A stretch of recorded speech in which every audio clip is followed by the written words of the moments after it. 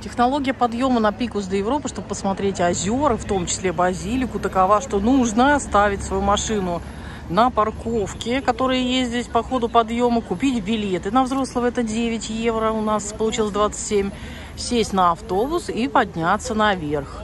Ну и таким же образом 9 это туда и обратно. Вот такие вот автобусы вы видите, фирмы Алса, которые поднимают вас наверх и спускают вниз.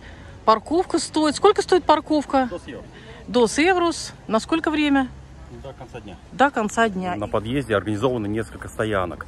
И на каждой стоянке, ну, большое количество машиномест. Единственное, что эта стоянка платная. Я оплатил 2 евро за целый день. И дальше мы покупаем билет на автобус. И на автобусах нас поднимают туда, в горы. И 9 евро туда-обратно на взрослого человека, на автобус. Все, автобусная остановка у нас там дальше. И пойдемте подниматься наверх.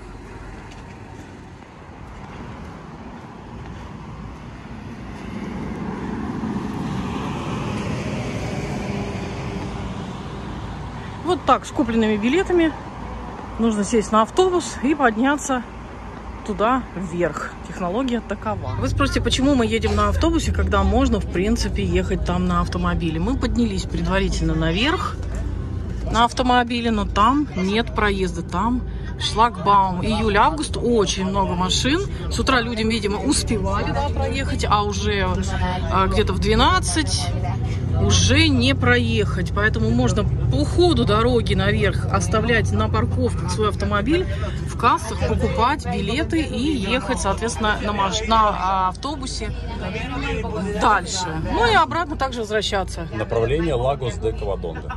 Да, Лагус де Кавадонга. Лагус де Кавадонга — это озера Кавадонги. Переводится. Вот туда как раз шлагбаум, налево машины проехать не могут, а автобус, вероятно, может заехать. Причем мы предположили, что билет очень, удобно, да, можно выходить на остановочках, смотреть базилику, подниматься дальше, спускаться. И не мучиться с поиском парковки. Не мучиться с поиском парковки, то есть это, можно сказать, такой билет 9 евро на целый день. На одного человека вверх и вниз следовать по всему маршруту с выходом и посадками в обратную сторону.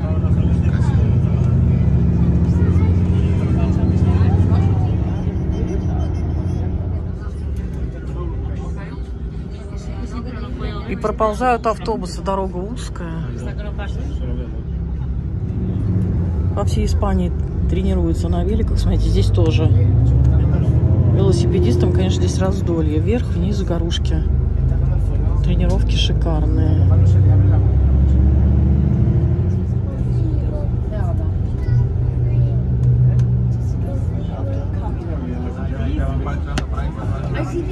Ой, коровки.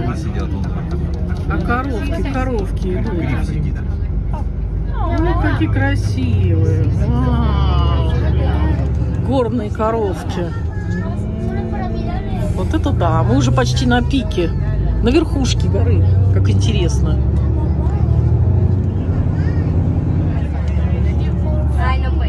Ой. Прошел пес, который по счетах. Вон они, смотрите, сколько много. Варашков, козлов, коз. Как попали нам не разъехаться. Да, впереди автобус, и дорога узкая. Ой, они по встречке пошли. Смотри, развернулись по встречке. Очень узкая дорога, так что это очень мудро ехать на автобусе именно, потому что на машине тяжело, не все справляются, а на автобусе очень удобно. Водители уже дорогу знают, так что... Видите, какая узкая.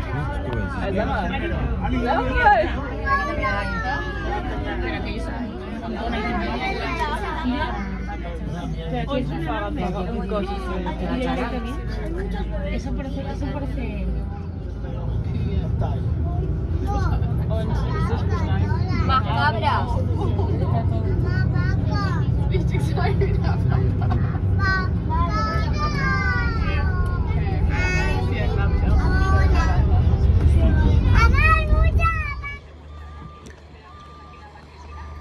Вот на такую площадочку приезжают автобусы, и, соответственно, отсюда же можно и уехать. Ну, а дальше пешочком. Вот по такой горе. Каждые полчаса забирают туристов, можно уехать обратно. А можно находиться дальше. И с теми же билетами вы садитесь и двигаетесь в обратную сторону. Вот такая красотища здесь. Ну что, какая здесь высота? Ну, на стоянке было 1000 метров, здесь, наверное, уже 1100. Дышится приятно. Монсеррат напоминает. Прохладный, да. Альпы или в Андорре. Вон облака. Пикус де Европа. Это национальный парк Испании, самый красивый, самый большой, я думаю. 67 тысяч гектаров занимает территория этого. Это горный парк, и он очень красивый, зеленый. Здесь можно полюбоваться именно живописными видами, горами, ущельями, водопадами, озерами. Здесь много проложено маршрутов, как для сильно подготовленных, так и для менее подготовленных. Можно добраться сюда на комфортабельном автобусе и также воспользоваться услугами гидов разных, которые специально сюда водят, даже на баги, по-моему, да, вот ездят. Разные. Но что здесь впечатляет, это, конечно же, зелень, растительность. Мы видели, как этих грифов, которые сидели прямо на пике горы. Мы проезжали мимо. Здесь много пасется коз, овец. Видите, какие облака. То есть мы уже в облаках. 1080 метров. Мы вот здесь поднялись, точка, где останавливается автобус. Сейчас мы пойдем выше смотреть на красивейшие озера. Что-то мне это напоминает. Андорру, наверное, да, где мы видели тоже в горах очень красивые озера. Кстати, я знаю, что здесь тоже есть канатная дорога, можно подняться. В общем, маршрутов здесь масса интересного. Сюда можно приехать на целый день. Здесь купить сувениры, попить кофе, пообедать. Но самое главное, да, посетить базилику чуть ниже. Но самое главное, здесь очень красивая живописная природа, живут животные разные, цветы растут. В общем, идем, любуемся. Всем рекомендуем посетить обязательно это место.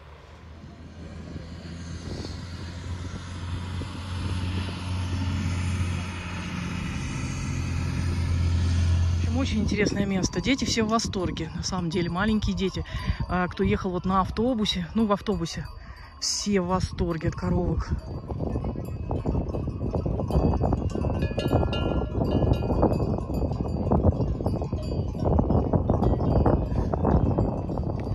Ложится коровка отдыхать. Вау, как здорово здесь.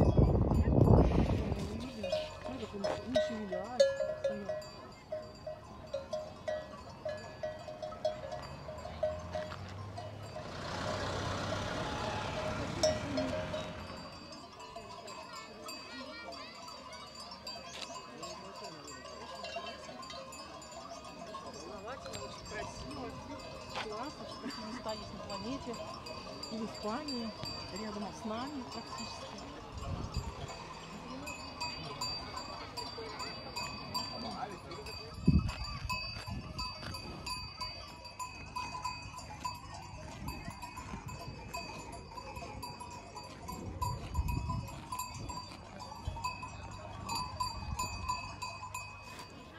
Дорогие друзья, вот это и есть настоящая Астурия. Если вы спросите меня, что это за край, что это такое, что это за север Испании, вот он такой зеленый, красивый, с парками, горами, растительностью и вот с такими приятными звуками колокольчиков, как вот у этих коровок, которые пасутся. А на нас уже опустились немножко облака, стало прохладно, край здесь спокойный, прохладный, умеренный, такой сдержанный, такая природа, погода, немножко такая домашняя, кажется, да, местами. Но очень приятно, очень спокойно. Здесь приятно проводить лето. Июль-август. Вот такая она настоящая Астурия.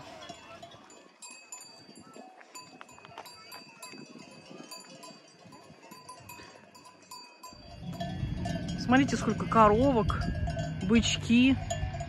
И все мирно пасутся. Вот там козочки. Можно прогуляться. Так приятно. Послушать музыку колокольчиков.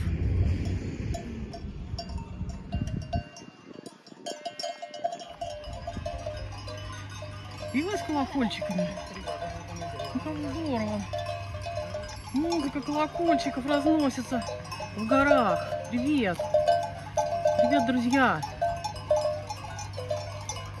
А когда чуть-чуть разошлись облака, в которых мы только что были, сзади нас вот это как раз и есть озеро, к которому все едут на автобусах, но некоторые поднимаются и на машинах, когда успевают, когда мало народу. Но я еще раз хочу сказать, что на автобусе гораздо удобнее. Можно посмотреть все вокруг, сделать прекрасные виды, насладиться этими видами. Вот такие красивые озера. Кто не был в Андорре и не поднимался на канатной дороге и не видел озер, приезжайте сюда. Я считаю, что Испания универсальна. Здесь есть все, что можно найти в других каких-то странах. Это действительно разное. Юг и север, они действительно очень сильно различаются. Свои рассуждения на эту тему смотрите в отдельном нашем ролике.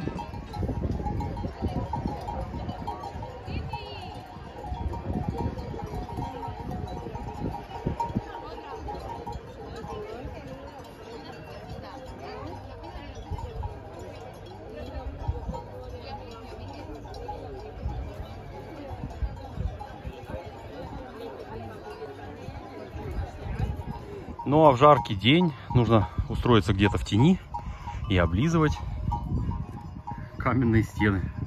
Вот это вот сараюшки. Прикольно. Кстати, по нашему опыту прогулки здесь могу вам сказать, что берите обязательно хорошую обувь спортивную, удобную, не скользящую. Посещайте, конечно же, в недождливый период. Да, в недождливый период посещайте, чтобы не скользить по дорожкам. А также иногда может потребоваться длинная одежда, то есть именно всякие толстовочки, либо ветровочки, может иногда моросить дождь. И средства от загара пригодится тоже, несмотря ни на что вроде север, но можно обгореть. И, конечно же, бейсболки, шляпы, там все, что может прикрыть вашу голову. Потому что мы вышли, было прохладно, а сейчас уже стало достаточно жарковато. Также воду рекомендуют брать, ну и ходить по тропкам, и либо с гидом, чтобы не было проблем. Не пугать животных, не курить, не бросать мусор, соответственно, беречь природу, вести себя прилично, получать удовольствие от общения с природой. Вот так. Чешет шею бычок молодой.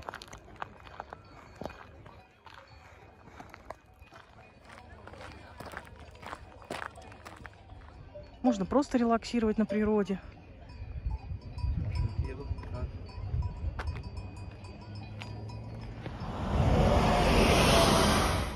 В общем, место это посещают, чтобы пообщаться с природой, посмотреть горы, посмотреть разные пещеры, маршруты интересные, озера. Сделать селфи. Да, отдохнуть. Как потягушки делают, вроде хороший. Ой, как мухи кусают, господи. Мошки кусают, лапочка.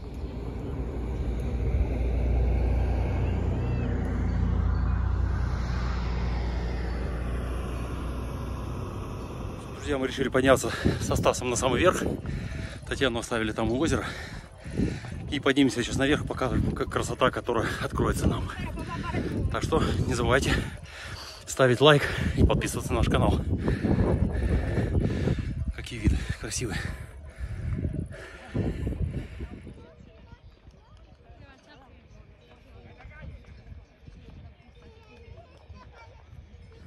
Ну что, я почти забрался на самый верх. И появился сам пик Европы. Вот там он дальше. И видно, что еще лежит снег. Конечно, подъем, в принципе, несложный для подготовленного. Но если быстро забираться, конечно, требует некоторой подготовки. Такая красотища.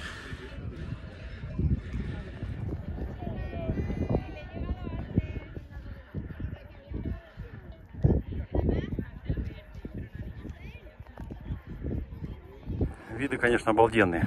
Похожи и на Памир, на Горно-Бадахшанскую область города Харога. Памирские горы похожи и на Швейцарию, и на Альпы, и на Пиренеи, все вместе взятое. И, естественно, эти озера, они просто очень гармонируют в этой природе. И со всех сторон продолжает литься этот звук колокольчиков. Всех вот этих коровок, речек, которые гуляют. Вот народ сюда за этим, в принципе, и добирается. Кто живет в Испании, еще здесь не был, конечно, вы много потеряли. Мы сами 5 лет 5 лет прожили здесь и только узнали, и только увидели эти красоты, это место. А маршрутов тут очень много, еще вот пролегают там пешеходные 12-километровые, 8-километровые. То есть ходить можно очень-очень много.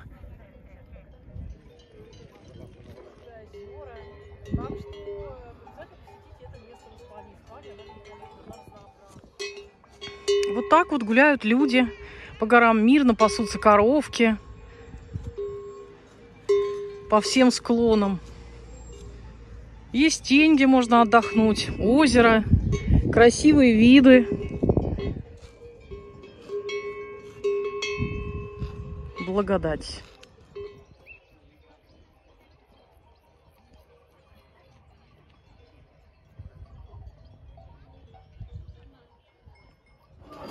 Так, друзья, конечно, поднявшись в горы и погуляв у этого озера, когда разгорелся аппетит, можно подняться вот в такой вот ресторанчик. Ну, а цены здесь вот такие вот. Ну и когда вы нагуляетесь, приходите сюда каждые полчаса, как я уже говорила в начале пути, отходит автобус, который везет вас вниз. Можно выйти, там посмотреть еще базилику, пройти по сувенирным магазинам. И дальше снова сесть в автобус и спускаться до своей стоянки. Осталось 4 автобуса, Алексей. Бегом! Шутка.